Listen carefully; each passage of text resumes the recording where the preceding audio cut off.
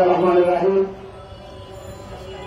তৃণমূল নাগরিক ঐক্য কর্তৃক আয়োজিত আজকের এই প্রতিবাদ অনুষ্ঠানের সংগ্রামী সভাপতি আমাদের প্রিয় নেতা মুজিবুর রহমান লিটন, আজকের অনুষ্ঠানের প্রধান অতিথি সারা বাংলাদেশে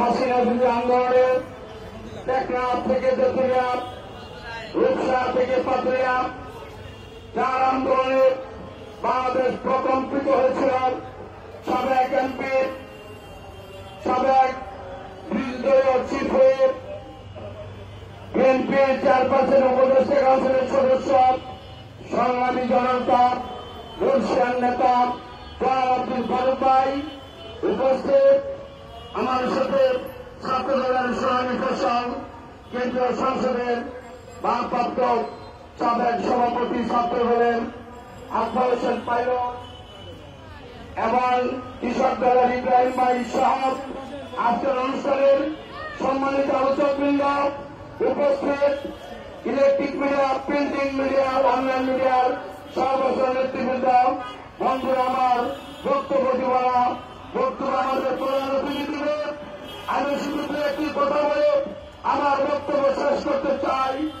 এই রাষ্ট্র সারা বাংলাদেশের 18 কোটি মানুষের রাষ্ট্র। এই রাষ্ট্র 3 জনের রাষ্ট্র না, যে 3 ব্যক্তি এই রাষ্ট্রের কাঠামো ধ্বংস করেছে, নির্বাচনের নামে তারা প্রসার করে একটি ষড়যন্ত্র করে বাংলাদেশে 3 বারের তৃতীয় নির্বাচনের জালিয়াতি করেছে, রাষ্ট্রের কোটি কোটি টাকা আত্মসাৎ করেছে। সেই 3 নির্বাচন প্রধান কমিশনার কাজী রজুদ্দিন আহমেদ, কে এম নুরুল হুদা, কাজী হাবিবুল আওয়াল, এই 3 জনকে গ্রেপ্তার করে আইনি আদালতে তাদের বিচার দাবি করছে। অবিলম্বে তারা কোথায় আছে তাদেরকে খুঁজে বিচার আদালতে রাষ্ট্রের কোটি কোটি টাকা ধ্বংস করেছে, তার বিচার করতে হবে। আমাদের কাছে তথ্য আছে, এই বর্তমান অন্তর্বর্তীকালীন সরকার তাদের ব্যাপারে কোন উদ্যোগ নিচ্ছে না। যারা রাষ্ট্রের কোটি কোটি টাকা নষ্ট করে নির্বাচনের জন্য প্রশাসন করে জনগণের ভোট থেকে বঞ্চিত করেছে, তাদের বিচার আজকে আমরা দাবি করি।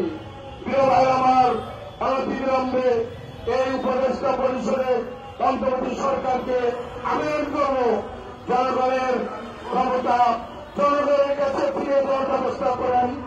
অনতিবিলম্বে একটি নির্বাচনী রোডম্যাপ দিয়ে নির্বাচনের ব্যবস্থা করুন। বাংলাদেশে 18 কোটি মানুষ নির্বাচনে ভোট দিতে চায়, 17 বছর ভোট দিতে পারে নাই। সেই দাবি রেখে আমার বক্তব্য এখানেই শেষ করছে। আল্লাহ হাফেজ। বাংলাদেশ জিন্দাবাদ, জাতীয়তাবাদী দল জিন্দাবাদ, দেশের নেত্রী বেগম খালেদা জিন্দাবাদ, আমাদের প্রিয় নেতা আগামী দিনের রাষ্ট্রনায়ক তারেক রহমান জিন্দাবাদ, জিন্দাবাদ, জিন্দাবাদ। আজকে যারা অনুষ্ঠানের আয়োজন করেছেন তৃণমূল নাগরিক, আপনাদের আমারও ধন্যবাদ।